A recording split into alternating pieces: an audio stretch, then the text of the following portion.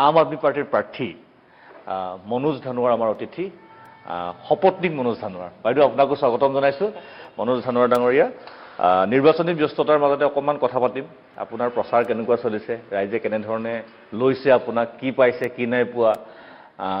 প্ৰথমতে আপোনাৰ পৰা সুধিছোঁ ধৰক আপুনি কেনেকুৱা দেখা পাইছে আপোনাৰ সপক্ষত নহয় মই এইটো কেণ্ডিডেট হিচাপে ভাল বুলি কমেই আৰু এনেও আমি নিজেও সন্তুষ্ট নতুন দলটো নতুন নহয় কিন্তু সাংগঠনিকভাৱে এই লোকসভাৰ কাৰণে নতুন প্ৰথমবাৰৰ কাৰণে এটা লোকসভা নিৰ্বাচন আম আদমি পাৰ্টি খেলিবলৈ গৈ আছে গতিকে ৰাইজৰ দলটোৰ প্ৰতি আগ্ৰহটো বহুত বেছি আছে কিনো হৈছে দিল্লীত কি হৈছে পাঞ্জাৱত কি হৈছে এই কথাবোৰক লৈ খুব চৰ্চা আহিছে আৰু ইয়াত আমাৰ এটা সমস্যা হৈছে যে যিটো প্ৰতীক দলৰ যিটো প্ৰতীক ঝাৰুটো সবে চিনি নাপায় চিনি পোৱাটো আমাৰ কাৰণে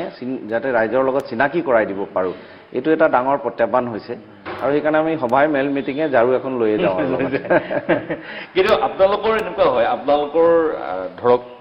দলটো যেতিয়া প্ৰথম গঠন হৈছিল তাৰ পিছৰ পৰা এতিয়ালৈকে যদি আমি গোটেই জাৰ্ণিটো চাওঁ আপোনালোকক কেনেকুৱা লাগে আপোনালোকৰ যিবিলাক সদস্য কেডাৰ বেষ্ট মানে খুব নীৰৱে কাম কৰি থাকে খুব নীৰৱে আপোনালোকে মানুহৰ মাজত সোমায় বিশেষকৈ এতিয়া ডিব্ৰুগড় সংসদীয় সমষ্টিটোত মই আপোনাক যদি কওঁ যে চাহ জনগোষ্ঠীয় যিসকল লোক যিটো সম্প্ৰদায়ৰ পৰা আপুনি বিলং কৰিছে বা আপুনি আহিছে যথেষ্ট গুৰুত্বপূৰ্ণ ভূমিকা আছে আৰু আপোনালোকেও মেইন মোৰ যিমানখিনি খবৰ আছে যে আপুনিও নিজৰ ডিব্ৰুগড় সমষ্টিৰ বিভিন্ন চাহ বাগিচাৰ মাজত আপুনি সোমাই পৰিছে এই যিটো আপুনি ক'লে যে প্ৰত্যেকটো চাহ বাগিচাৰ লোকসকল যথেষ্ট অনগ্ৰসৰ আজিৰ তাৰিখত আৰু বহুত ধৰণে এনেকুৱা ধৰণৰ কথা বতৰা চৰ্চা চলে যে দীৰ্ঘদিন ধৰি সেই লোকসকল ৰাজনৈতিকভাৱে ব্যৱহাৰ হৈ আছে তেওঁলোকক অকল ভোট বেংকৰ স্বাৰ্থত ব্যৱহাৰ কৰি থকা যায় বাগিচাৰ চাৰিবেৰৰ পৰা তেওঁলোকক বাহিৰৰ পৃথিৱীখনলৈ যাব দিয়া নাযায় এই ধৰণৰ এটা কথা বতৰা বিভিন্ন সময়ত চৰ্চা চলে সেই মানুহখিনিৰ মাজত ধৰক আপোনালোকৰ দলৰ যিটো ৰাজনীতি যে সচেতনতাৰে বা যি ধৰণৰ কথা বতৰাবিলাক লৈ পেলাই আগবাঢ়িছে এই ইছ্যুবিলাক মানুহৰ মাজলৈ লৈ যোৱাটো কঠিন হোৱা নাই নে আপুনি এটা ঠিক লক্ষ্য কৰিছে যে আমাৰ কেডাৰ বেছ পাৰ্টি হয় ইয়াত লিডাৰৰ বহুত মই বিশেষ গুৰুত্ব দেখা নাই আৰু ময়ো যে লিডাৰৰ নিচিনা থাকিলে কিন্তু এইটো দলত ময়ো নাইকিয়া হৈ যাম তো এই বস্তুটো খুব সাইলেণ্টলি ধুনীয়াকৈ ৰাইজৰ মাজত সোমাই আছে কিন্তু প্ৰত্যাহ্বানো আহিছে বিশেষকৈ বাগিচা এলেকাত যদি ক'বলৈ যাওঁ ক'ৰবাত এনেকুৱাও হৈছে আমি দেখিছোঁ যে সেই ব্ৰিটিছৰ আমোলৰ যিটো চিন্তাধাৰা যে শ্ৰমিকসকলক দমন কৰি ৰাখিম শ্ৰমিকসকলক মানে আমি বাহিৰৰ মানুহৰ লগত যোগ উত্তৰটো ৰাখিব নিদিম এটা সীমাৰ ভিতৰত আবদ্ধ কৰি এটা গদ্দিৰ ভিতৰত সেই মানসিকতাটো এতিয়া আমি কেম্পেইনিঙৰ সময়ত পাই আছোঁ দুপৰীয়া যেতিয়া 1 ঘণ্টা খোৱা সময় ছুটি পায় আমি জেগাই শ্ৰমিকক লগ ধৰিব খুজিছোঁ কিছুমান জেগাত দেখিছোঁ মেনেজমেণ্টৰ তৰফৰ পৰা বাধা আহিছে ৰাতি গধূলি যেতিয়া আমি লাইনত গৈছোঁ তেওঁলোকক লগ ধৰিব চেষ্টা কৰিছোঁ মেনেজমেণ্ট চব নহয় ক'ৰবাত মেনেজমেণ্ট কৰ্তৃপক্ষ আহি প্ৰশ্ন তুলিছে যে আপোনাৰ পাৰ্মিশ্যন আছে নেকি মই চিন্তা কৰিছোঁ এইটো ইলেকশ্যনৰ কেম্পেইনিং আমি এতিয়া গণতন্ত্ৰ বচাই ৰখাৰ কাৰণে কেম্পেইনিং কৰি আছোঁ গণতন্ত্ৰ আছে নোকত যদি কেম্পেইনিং কৰিব নোৱাৰোঁ আৰু প্ৰশ্ন তুলিছে আপুনি মানসিকতাটো চাওক যে আপুনি লাইনত কেম্পেইনিং কৰিবলৈ হ'লে মেনেজমেণ্ট বাৰে মোৰ অনুমতি ল'ব লাগিব কিছুমানৰ মানসিকতা সেইটো আছে তাৰমানে এইটো যিটো ইমান দিনে ব্যৱহাৰ কৰি আহিছে তেওঁলোকক সেই মানসিকতাটোৰ পৰা এতিয়ালৈকে একচাম মানুহ উঠি আহিব পৰা নাই সেইকাৰণে বাধা আৰোপ কৰিছে কিন্তু আমি চেলেঞ্জ হিচাপে লৈছোঁ য'ত গৈছে আমিও হেৰি কৰোঁ কাৰণ নিৰ্বাচনৰ কেম্পেইন মানে কি আমি ৰাইজৰ কাষ চাপিব লাগিব তেওঁলোকে লাইনৰ কোৱাৰ্টাৰত আছে সেই কোৱাৰ্টাৰবোৰৰ মাটি পট্টা পোৱা নাই তাৰ অৰ্থটো এইটো কেতিয়াও নুবুজায় যে আমি তেওঁলোকৰ লগত জনসম্পৰ্ক স্থাপন কৰিবৰ কাৰণে মেনেজমেণ্টৰ অনুমতি ল'ব লাগিব তেওঁলোক স্বতন্ত্ৰ নাগৰিক হয় আমি যাব পাৰোঁ তেওঁলোকৰ তাত কেম্পেইনিঙত আমাৰ এজেণ্ডা আমি ক'ব পাৰোঁ কেৱল আম আদমি বুলি নহয় অন্য দলো যাব লাগিব আৰু গোটেই দলৰ যেতিয়া তেওঁলোকে পজিটিভ আৰু নিগেটিভ দিশবোৰ চাব তেতিয়াহে এটা বিবেচনা কৰিব পাৰিব যে এই দলটো আমাৰ কাৰণে ভাল গতিকে মই ভাবিছোঁ এই মানসিকতাটো পৰিৱৰ্তন কৰিব লাগিব যুঁজিব লাগিব আমি যুঁজিও আছোঁ কিন্তু সময় লাগিব মই যদি এতিয়া আপোনাৰ কথাটো এনেকৈ সোধোঁ ধৰক মই আপোনাৰ আজিৰ যোনটো দলত যিটো দলত আপুনি আছে সেই দলটো সাপেক্ষে প্ৰশ্নটো প্ৰাসংগিক নহয় হ'লেও আপোনাৰ এটা লিগেচি আছে আপুনি ৰামেশ্বৰ ধানোৱাৰৰ পুত্ৰ আৰু আপোনাৰ পিতৃ ধৰক ডিগবৈ সমষ্টিটোৰ পৰা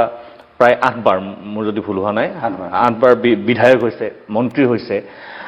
কিন্তু ধৰক তেখেতসকলৰ জেনেৰেশ্যনটোৰ যিসকল চাহ জনগোষ্ঠীয় নেতা আছিল তেখেতেই যথেষ্ট জ্যেষ্ঠ তাৰপিছতে ধৰক সেই সময়ত কংগ্ৰেছ নেতাসকলে যথেষ্ট চাহ জনগোষ্ঠীৰ মাজত আছিল পৱন সিং ঘাটৰে কওঁ পৃথ্বী মাঝিয়ে কওঁ যিসকল ধৰক জ্যেষ্ঠ নেতা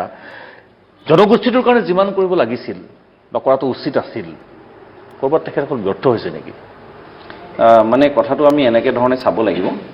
যে কেৱল ৰামেশ্বৰ দানোৱাৰ ব্যৰ্থ হ'ল বা কেৱল পৱন সিং ঘাটৰ ব্যৰ্থ হ'ল নে যিসকল প্ৰতিটা জাতি জনগোষ্ঠীৰ নেতা যোনে চাহ বাগিচা শ্ৰমিকৰ ভোট লৈ তেওঁলোক নেতা বনিলে চবেই ব্যৰ্থ হ'ল চবেইতো ব্যৰ্থ হৈছে আমি আজিৰ দিনত যদি কওঁ তেৰছৱালা ব্যৰ্থ হৈছে সঞ্জয় কিষাণ ব্যৰ্থ হৈছে তো আমি ক'ব লাগিব যে বিনোদ হাজৰিকাও ব্যৰ্থ হৈছে আমি ক'ব লাগিব যে বিমল বৰাও ব্যৰ্থ হৈছে সৰ্বানন্দ সোণোৱাল তেওঁ কি কৰিলে তেওঁতো মুখ্যমন্ত্ৰী হৈ থাকিলে মুখ্যমন্ত্ৰী হৈ থকাৰ পিছতো তেওঁ আজিলৈকে চাহ জনগোষ্ঠী মেজৰিটি ভোট লৈ তেওঁ জিকি গৈছে তেওঁ কি কৰিলে তেওঁতো ব্যৰ্থ হৈছে গতিকে মই ভাবিছোঁ এইটো এটা ছিষ্টেমৰ ভুল আছিলে য'ত আমি নেতা জিকাই পঠাই আছোঁ কিন্তু নেতাসকলে এই ছিষ্টেমত কাম কৰা নাই মই প্ৰশ্নটো আপোনাৰ এইটো কাৰণে উত্থাপন কৰিছোঁ যে দেখিলে বেয়া লগা মানে আচলতে এই স্বাধীনতাৰ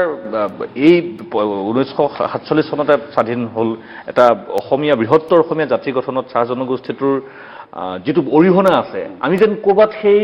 প্ৰতিদানটোত তেওঁলোকক যেন আমি সদায় ছাফোকেশ্যনতে এটা ৰাখি থওঁ তেনেকুৱা ধৰণৰ আমাৰ ফিল হয় অনুভৱ হয় সেইকাৰণে মই প্ৰশ্নটো আপোনাক উত্থাপন কৰিছোঁ আৰু মই এইটো বিচাৰিছোঁ যে আপুনি ধৰক দল যিয়েই নহওক যে যদি আপুনি মই এইবাৰ নিৰ্বাচন বুলি কোৱা নাই আপুনি এজন অহা মানুহ উঠি অহা মানুহ বা এটা যুৱ প্ৰজন্মৰ মাজত আপুনি এটা সচেতনতা ৰাজনীতি কৰিব খুজিছে মোৰ যিমান দূৰ ধাৰণা আপোনাৰ প্ৰতি এই কামখিনিত যাতে আপোনালোকে অকণমান গুৰুত্ব দিয়ক মানে এতিয়াও ধৰক মজুৰি বৃদ্ধিতেই এতিয়াও ধৰক বিনা ৰেচনতে এইখিনিতেই আবদ্ধ থকাটো আচলতে নহয় মই এতিয়া সেই প্ৰসংগতে আৰু এটা কথা আমি সুধিব বিচাৰিছোঁ ওলাব বিচাৰিছোঁ যে 6 জনগোষ্ঠীৰ জনজাতিকৰণ তাৰপিছত মই আপোনাৰ ওচৰলৈ বেলেগখিনি কথালৈ আহিম যে 6 জনগোষ্ঠীৰ জনজাতিকৰণটো আচলতে ঠিক যেনেকৈ চাহ শ্ৰমিকক আমি ব্যৱহাৰ কৰি থাকিলোঁ ঠিক এনেকৈ 6 জনগোষ্ঠীৰ জনজাতিকৰণটো এটা ললিপপে হৈ থাকিলে প্ৰতিটো নিৰ্বাচনৰ আগতেই ৰাজনৈতিক দলসমূহে প্ৰতিশ্ৰুতি দিয়ে কিন্তু কাৰ্যত আমি একো দেখিবলৈ পোৱা নাপাওঁ এই ক্ষেত্ৰত আপোনাৰ কেনেকৈ আগবাঢ়িছে আপুনি কাৰণ মৰাণ মটক টাই আহোম ধৰক কোচ ৰাজবংশী চুতীয়া আৰু চাহ জনগোষ্ঠী আপোনাৰ প্ৰতিটো সম্প্ৰদায়ৰ ভোটাৰে আপোনাৰ ডিব্ৰুগড় সংসদীয় সমষ্টিটোত আছে গতিকে আপুনি এই ইছ্যুটো কেনেকৈ লৈ গৈ আছে ৰাইজৰ মাজত না আমাৰ দলৰ স্থিতি স্পষ্ট যে 6টা জনগোষ্ঠীৰ জনজাতিকৰণ আমি সম্পূৰ্ণ সমৰ্থন কৰোঁ আৰু যেতিয়াই আম আদমি পাৰ্টি শাসনভাৰত আহিব আমি জনজাতিকৰণৰ প্ৰক্ৰিয়াটো আগবঢ়াম ইয়াত আইনী কিছু বাধা থাকিব পাৰে তাৰ কাৰণে যদি আইনখন সলনি কৰিবলৈ হয় পাৰ্লিয়ামেণ্টত যদি কিবা সংশোধন কৰিবলৈ হয় সেইটো আমাৰ দলে হাতত ল'ব আমি স্পষ্ট হৈ আছোঁ কিন্তু কথাটো হৈছে কি আজিৰ দিনত বিজেপিয়ে সেই কামটো কৰিব খোজা নাই তাৰ কাৰণটো হৈছে ৰাজনৈতিক সততা নাই কিন্তু বিজেপিয়ে 2014 চনৰ নিৰ্বাচনী প্ৰতিশ্ৰুতি ছমাহৰ ভিতৰত কৰাৰ কথা আছিল আজি কিন্তু উল্লেখো কৰিব খোজা নাই তাৰ কাৰণটো হৈছে তেওঁলোকৰ সততা নাই ৰাজনীতিৰ প্ৰতি সততা নাই সততা থাকিলে তেওঁলোকে বলপূৰ্বক আইনটো যদি বলবৎ কৰিব পাৰিছে তেতিয়াহ'লে 6টা জনগোষ্ঠী জনজাতিকৰণটো কিয় নোৱাৰিব কৰিবলৈ সেইটোও পাৰিলে হয় কিন্তু ৰাজনৈতিক সততা নথকাৰ কাৰণে কেৱল ললিপপৰ নিচিনাকৈ দি মেলি এই 6 জনগোষ্ঠীৰ লোকসকলক ব্যৱহাৰ কৰা উদ্দেশ্য লৈ তেওঁলোকে এইটো কাম কৰি আছে কিমান দূৰ সম্ভৱ আপুনি কৈছে যে আপোনালোক শাসনলৈ আহিলে এইবিলাক কৰিম আপোনালোকৰ দলৰ প্ৰধান যদি 5জন নেতাৰ কথা কওঁ গোটেই 5জন নেতাই আজি তাৰিখত জেলত আছে অৰবিন্দ কেজৰিৱাল মনীষ সিসোদিয়া সত্যেন্দ্ৰ জৈনকে আদি কৰি সাংসদ সঞ্জয় সিং সব জেলত আছে আজি তাৰিখত এনে প্ৰেক্ষাপটত এই ব্যৱস্থাটোত আম আদমি পাৰ্টীয়ে মূৰ দাঙি উঠিব পাৰিবনে এইবিলাক কাম কৰিবৰ কাৰণে যি মূলা বাঢ়ে তাৰ দুপাততে চিন 10 বছৰত ৰাষ্ট্ৰীয় দলৰ মৰ্যাদা পোৱা একমাত্ৰ আম আদমি পাৰ্টী হয় 10টা বছৰত অন্য কোনো দলে 10টা বছৰত ৰাষ্ট্ৰীয় দলৰ মৰ্যাদা পোৱা নাই গতিকে বিজেপি নিশ্চিতভাৱে শংকিত হৈ আছে গোটেই 5টা নেতাৰ যাৰ নাম আপুনি উল্লেখ কৰিলে কাৰো বিৰুদ্ধে আজিলৈকে তেওঁলোকে কোৰ্টে দোষী সাব্যস্ত কৰা নাই কাৰো বিৰুদ্ধে তেওঁলোকক জোৰ জবস্তি আমাৰ আইনত সুৰুঙা আছে ইডি কিছুমান যিবোৰ আমাৰ সংবিধানে তেওঁলোকক অধিকাৰ দিছে তাতে সুৰুঙা আছে আৰু সেই হুৰুঙাটো ব্যৱহাৰ কৰি এওঁলোকক জেলত ভৰাই থৈ দিছে যদি সুৰা কেলেংকাৰী হৈছে তাত ইডিৰ কি কাম আছে ইডিৰ কামটো হ'ল যেতিয়া 2 নম্বৰী হাৱালা কেছত মানি আদান প্ৰদান হ'ব তেতিয়াহে ইডিৰ কথা আছে কিন্তু সুৰা কেলেংকাৰীত আকৌ ইডিয়ে গোচৰ লগাই সোমাই দিছে আমাৰ আইনত য'ত হুৰুঙা থাকিব এইটোতো উপায় নাই আমি সংবিধানখন বচোৱাৰ যুঁজ কৰি আছো 24ত যদি আমি সংবিধানখন বচাব পাৰো বিজেপিক যদি আমি চৰকাৰৰ পৰা গদ্দিৰ পৰা অপদস্থ কৰিব পাৰো তেতিয়াহ'লে এই যে হুৰুঙাবোৰ আমি ঠিক কৰিব লাগিব সংবিধান তেতিয়া বাচি থাকিব